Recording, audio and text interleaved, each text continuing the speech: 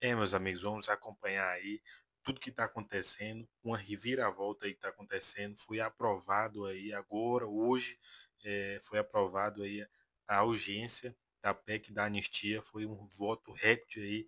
Estão totalmente desesperado aí essa turminha da Globo. O desgoverno Lula mostrou o quanto está enfraquecido, fragilizado, e mostrou a força do presidente Jair Bolsonaro dentro do Congresso Nacional. Foi um ataque histórico, 311 votos a favor. Você vai ver o desespero do camarote, vai ouvir também o líder da oposição, o Sócio Cavalcante, falando sobre essa vitória histórica aí, e mostra que a anistia vai ser votada e vai ser aprovada no Congresso Nacional.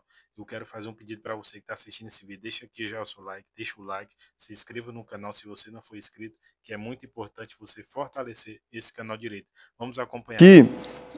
A derrota é tão significativa que o governo estava liberando emendas no início da semana, na casa dos bilhões, 2 bilhões num único dia de emendas, para justamente fazer essa negociação, então não surtiu efeito, e ameaçando retirar cargos do Centrão dentro do governo. E cargos não é de ministro, mas cargos ali de segundo escalão, terceiro escalão, e mesmo assim também não surtiu efeito, ou seja, o governo trabalhou. Então, por isso que eu digo, foi realmente uma derrota significativa do governo ontem e hoje. O Davi Alcolumbre criticou o deputado Eduardo Bolsonaro por, abre aspas, instigar os Estados Unidos contra o Brasil, fecha aspas. Em tom de desabafo, em plena sessão no plenário, ele disse que não pode aceitar calado. Não dá para eu ver todos os dias, e é a primeira vez que eu vou falar disso, e eu vou ter que falar agora a partir de toda semana, para mim não ficar ausente, de ver um deputado federal do Brasil, eleito pelo povo de São Paulo, lá nos Estados Unidos, instigando um país contra o meu país. Nunca falei sobre isso. Mas agora está na hora de começar a falar também. Não dá, com todo respeito, para eu aceitar todas essas agressões calado. Então eu vou me organizar agora para começar a responder todos os questionamentos, todas as perguntas, à altura, com muito respeito, com muita maturidade, porque se isso for certo, amigo, eu não sei mais o que é certo. E aí fica de um lado, como é cômodo agredir e dizer que o Brasil é dos brasileiros, e do outro lado fica um nos Estados Unidos dizendo que o Donald Trump, o presidente dos Estados Unidos da América, vai enviar novas sanções ao Brasil, ao parlamento, às autoridades, ao judiciário, ao executivo, e com tarifa, cobrando e atrapalhando o Brasil. Então está todo mundo passando um pouco dos limites adequados na boa convivência. Fique à vontade, porque a Marina tem uma informação importante até sobre o placar. Quais são as apostas de quanto deve ficar a votação da urgência? Olha, o governo está dizendo que agora resta votar contra, mas com o plenário cheio desse jeito, tem lideranças governistas admitindo que o placar pode ficar muito acima de 257, pode chegar a mais de 300, 330 votos favoráveis à urgência da anistia. O jogo mudou muito. Eu perguntei a lideranças governistas por quê, porque na verdade eles estavam botando pressão para dizer a oposição que tem que botar 257 votos lá no plenário e fazendo uma campanha, como a gente disse, dizendo, olha, vou tirar seu indicado lá no estado, ou vamos agilizar suas emendas e tal, pedindo até que as pessoas não comparecessem. Esse plenário lotado aí já é também uma imagem dura para o governo, porque eles tentaram fazer com que não tivesse número suficiente para essa votação, porque assim cai a votação e a oposição perde essa briga. Só que com o plenário cheio desse jeito, as lideranças governistas estão dizendo que acham que a anistia, a urgência da anistia vai passar, né, com um placar muito melhor do que a oposição estava imaginando, porque eles estavam contando votos. Só para a gente ter uma ideia, no início do dia, hoje, conversando com lideranças da oposição, o que eles me disseram era, está faltando 20 votos, porque o governo está fazendo uma campanha muito grande, uma ofensiva, uma força-tarefa contra a votação da urgência, da anistia e tal. Então, eles estavam fazendo essa conta e agora estão achando que vai ser aprovada a urgência da anistia, né, que é esse atalho para votar o mérito. E se aprovar a urgência, que é mais difícil, porque é qualificada, é maioria qualificada nesse caso, aí o mérito ficaria mais fácil. Só que ainda vão definir exatamente qual é o texto do mérito que vai ser votado, possivelmente apenas uma redução de pena e não uma anistia. Bom, como o Pedro nos disse, os líderes estão falando e por isso então vai demorar um pouquinho mais para que esse placar seja aberto. 575 deputados já votaram, se são a favor, olha a imagem ao vivo da Câmara dos Deputados, em relação à aprovação da urgência da PEC da anistia. Não tem texto, não tem relator, não se sabe o que eles estão votando, mas a urgência está em votação. Já já a gente volta para lá ao vivo. A pauta é pressão popular. Primeiro, então, lhe perguntar sobre esse placar, 311 a 163. Como o senhor avaliou esse placar? Foi uma vitória mais expressiva do que imaginavam? Primeiro, obrigado a você, aos apresentadores que estão aí no estúdio, a cada assinante da CNN. Com muita humildade, é um momento de tranquilidade, de equilíbrio. Eu sempre digo que na hora da vitória, você precisa ter muito equilíbrio.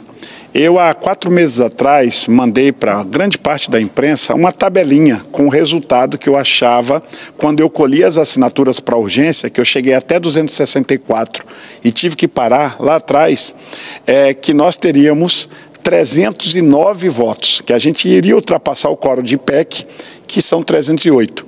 Graças a Deus tivemos 311. Lógico que pelo trabalho que o governo veio fazendo nos últimos dias, pressionando, o governo trabalhou duro contra a anistia. É um governo com a tinta do ódio, que persegue. E por conta disso, eu achei que a gente poderia até reduzir um pouco esta votação. Mas, surpreendentemente, aquela tabela acabou se consolidando com 2 votos a mais do que eu previ há 4 meses atrás.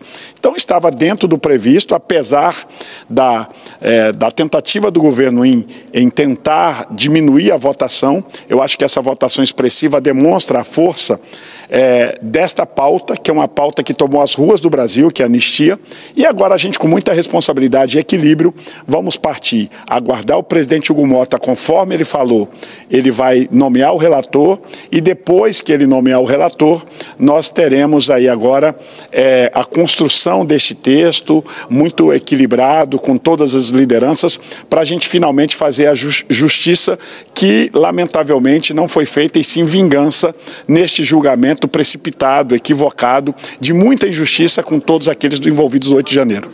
Agora, é importante a gente notar, líder, que realmente então um relator ainda não foi definido, um texto ainda está completamente em aberto. Como vai ser essa abrangência da anistia? Os senhores da oposição defendem uma anistia ampla, geral e restrita, mas o Centrão defende apenas uma redução das penas, mantendo Jair Bolsonaro inelegível.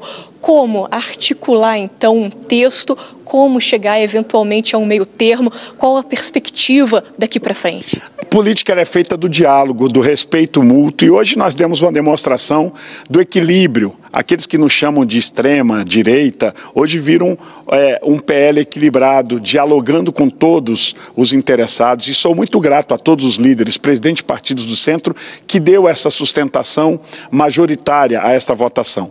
Agora, é muita calma, muito diálogo. Eu sempre disse que a anistia, ela não é para pessoas, ela é para ocasiões, para datas, para acontecimentos. E é isso que nós vamos tentar construir agora, com muito respeito, com muito equilíbrio. E o que nós queremos? Não queremos vingança, nós queremos pacificar o Brasil. E para pacificar o Brasil, nós vamos precisar construir esse texto com muito respeito a todos e fazer justiça a todos os injustiçados até aqui. É o que, desta forma, eu tenho convicção que nós vamos avançar e finalmente fazermos justiça e virar essa página tão triste da história do Brasil. Líder, mais uma vez, obrigada pela presença do senhor aqui ao vivo na CNN. Juliana, volto contigo no estúdio. Luciana Amaral, muito obrigada, viu, pelas informações e pela entrevista com o líder Sóstenes Cavalcante. A gente vai... Meus amigos, acompanhamos aí e ouvimos nesse finalzinho aí o líder da oposição, que é o Sóstenes Cavalcante, um líder que vem fazendo um trabalho extraordinário. O Sóstenes preciso reconhecer o trabalho dele de articulação dentro do Congresso, da Câmara dos Deputados. O Sóstenes tem sido um líder extraordinário que vem costurando aí muitas ações, que vem trazendo grandes resultados, como este de hoje. Foi um trabalho árduo, que teve uma vitória expressiva, porque enfrentar a máquina pública que injetou bilhões, o Lula injetou bilhões para ter apenas 163 votos. Isso aí precisamos observar tudo que vem sendo costurado e observar também a fragilidade desse desgoverno Lula. O desgoverno Lula está simplesmente fragilizado.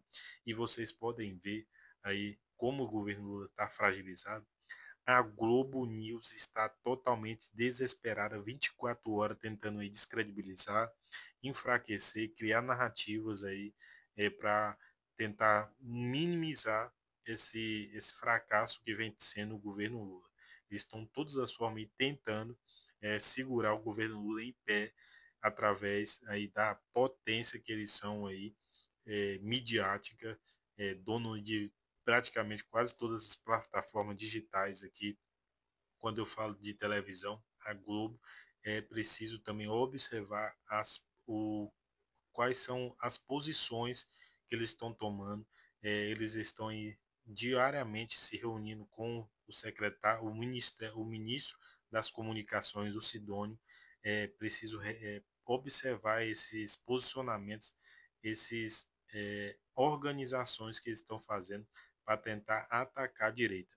Eles estão semanalmente, diariamente, se reunindo com o Sidônio, criando narrativas e não fala do governo Lula. O governo Lula está totalmente acabado e eles passam todo dia somente falando de Bolsonaro, atacando a direita, atacando as articulações que estão sendo feitas, mas não fala do desgoverno Lula. O desgoverno Lula aprovou agora, quem tem aí as energias limpas aí, solar, essas coisas, praticamente desviabilizou o uso de energia solar no Brasil. As pessoas que tentam aí ter uma energia renovável, investir no seu, diminuir o seu consumo de energia, e o governo Lula não para de sugar o contribuinte. O contribuinte não aguenta mais pagar tanto imposto todo dia eles estão pensando aí em criar um novo imposto, porque eles vão investir pesadíssimo em 2026. Galera, se você acompanha o nosso canal, é muito importante você também nos ajudar. Qual é a ajuda? Você pode aqui deixar já o seu like. Se você está assistindo e não deixou, deixa o like aqui. Se inscreva no canal se você não for inscrito. E também você pode nos ajudar de uma outra forma. Qual é essa outra forma? Sendo membro aqui do nosso canal. É só clicar aqui embaixo, ó, seja membro. Você vai ser um membro do nosso canal, apoiar o nosso trabalho, incentivar a gente estar sempre melhorando aqui, beleza? E você, é importantíssimo, se inscrever no canal também. Tamo junto, galera, e até o próximo vídeo.